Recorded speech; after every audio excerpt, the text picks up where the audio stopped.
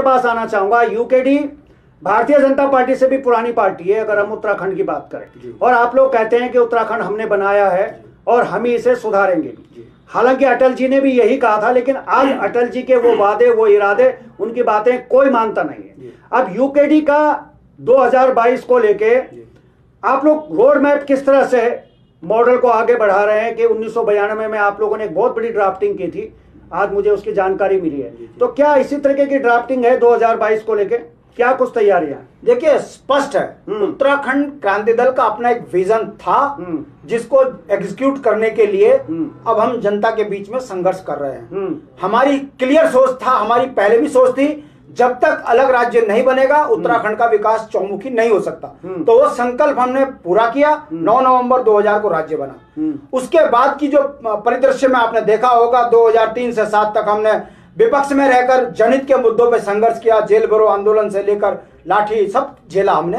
जनता ने तब कहा कि इनको सरकार के नजदीक रहना चाहिए था। हमने उस जनता के उस चीज को माना। 2007 में हमने कहा खंडूड़ी है जरूरी। सैनिकों के सम्मान के लिए यदि भाजपा हमारा समर्थन चाहती है तो हम इन चीजों पर 9 बिंदुओं पर जाएंगे। उसमें भी हमको फिर इन्हीं राष्ट्रीय पार्टियों ने बदनाम किया कि ये तो सत्ता के, हम घबराए नहीं हैं। अब हमारा स्पष्ट कहना है कि हम अपने दम पर उत्तराखंड में सत्ता लेकर आएंगे, वरना यदि कहीं हमारे को जो है बहुमत नहीं मिला तो हम विपक्ष में रहकर जनहित के मुद्दों पर संघर्ष करेंगे। ये तो हमारा क्लियर स्टैंड है। आज भी पहाड़ का अंतिम व्यक्ति अपने विकास के लिए तरस रहा है। आज भी पहाड़ का व्यक्ति रोजगार के लिए परेशान है, स्वरोजगार के लिए परेशान है। आज भी पहाड़ का व्यक्ति, जब मैं कहता हूं पहाड़ का व्यक्ति, तो गुरुकुल नार्सन से लेकर बद्रीनाथ तक इस परिधि में रहने वाला उत्तराखंड का पहाड़ी आदमी है। मगर भाजपा कांग्रेस यह बताने को तैयार नहीं है कि इन्होंने उत्तराखंड का 20 साल में कोई एक विकास का काम किया हो। यदि भर्ती होती है तो कांग्रेस के शासनकाल में पटवारी भर्ती घोटाले में डीएम सस्पेंड हो जाता है। यदि भारतीय जनता पार्टी के शासनकाल में भर्ती होती है तो दरोगा को जो है निलंबित होना पड़ता है। यह भाजपा और कांग्रेस का चरित्र रहा है। गांव में आज भी वो बुनियादी सवाल जस के तस है जिसको लेकर इस राज्य की लड़ाई जनता ने लड़ी। मगर इनका चरित्र देख लीजिए। कांग्रेस में क्या है, मुख्यमंत्री बदल दो। और मैं आज इस चैनल के माध्यम से दावे के साथ कर रहा हूं, इसको नोट कर लीजिएगा और इस क्लिपिंग को भी संभाल कर रख लीजिएगा।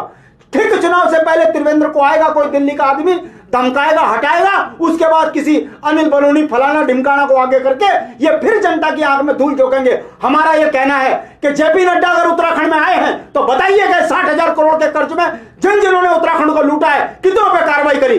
क्यों कांग्रेस के नेताओं के ऊपर आपने कार्रवाई नहीं करी? चोर चोर मोसेरे भाई, ठगों की रगों की पार्टी भाजपा और कांग्रेस, और आज उत्तराखंड के अंदर नौटंकी कर रहे हो। उत्तराखंड के नौजवान बच्चों के साथ कितना बड़ा धोखा है, कितना बड़ा मजाक है कि 3 कैबिनेट मंत्री इन्होंने जो है अभी तक नहीं बनाए और आपने लाल बत्ती बांट दी।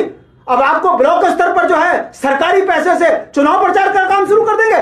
जेपी नड्डा को यह बताना पड़ेगा कि उत्तराखंड के साथ अगर यह सौतेला व्यवहार भारतीय जनता पार्टी ने प्रचंड बहुमत में किया है तो इसके पीछे कारण क्या है? क्या दिल्ली को पैसा पे भेज देना, उत्तराखंड के संसाधनों को लूटना, ये अगर जेपी नड्डा की राजनीति है तो इसका हम विरोध कर